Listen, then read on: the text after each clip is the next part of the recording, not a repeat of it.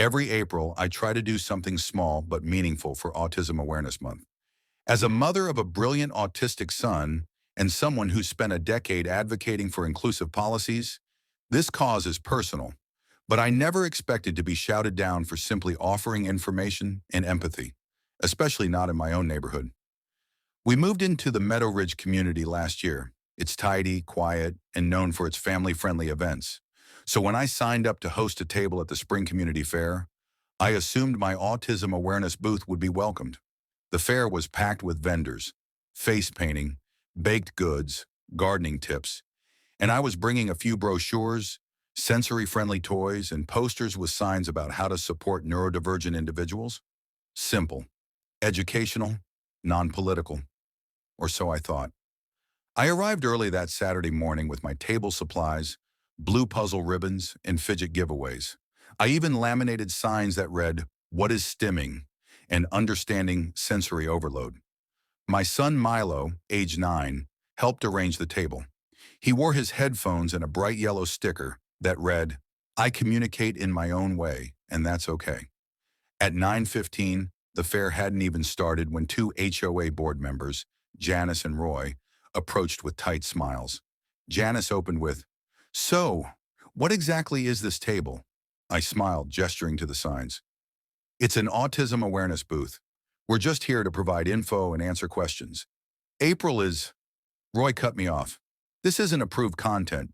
You didn't clear this kind of messaging with the board." I blinked. "I signed up under community health and inclusion." "That's very broad," Janice said. "And we're trying to avoid anything controversial. Some families might not be comfortable with labels." "Labels?" I repeated. "It's autism awareness. This isn't political. It's about inclusion." Roy sighed. "It's just best if you pack it up. You can still enjoy the fair." Milo looked up from his Rubik's Cube, sensing something wrong. "Mom, are we leaving?" I looked at his hopeful face, at the handmade signs he helped color, at the table he arranged so carefully. I swallowed my anger and quietly packed up. But I didn't go quietly. That night, I wrote a brief but firm post on the neighborhood page. Today, I was asked to dismantle an autism awareness table I set up for the community fair, on the grounds that it was too controversial. This community includes autistic children, teens, and adults. We deserve visibility and respect. For those who don't know me, I am not just a mother to an autistic child. I'm also the mayor's senior community inclusion advisor. This will be addressed. The post blew up overnight. Dozens of neighbors commented in disbelief. That booth was exactly what our community needed. "Why is inclusion controversial?" "Wait, you're the mayor's advisor?" "Yes, I am."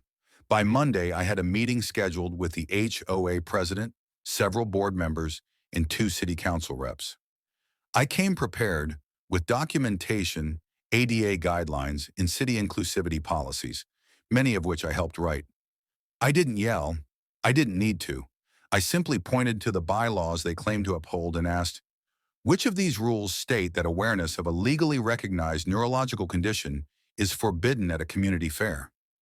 They had no answer. The HOA issued a formal apology by Wednesday. Janice resigned from the events committee. The president asked me to lead a new community inclusion task force. I agreed on one condition. Milo helps me design the next booth. This May, we'll be hosting the first ever Neurodiversity Family Festival at the same park. There will be sensory tents, educational booths, and even quiet zones for kids like Milo who need a break from the noise. The same boy who was told to pack up is now helping lead the charge for a more inclusive future. Turns out people pay a lot more attention when you know the mayor. But what matters most, they're finally listening.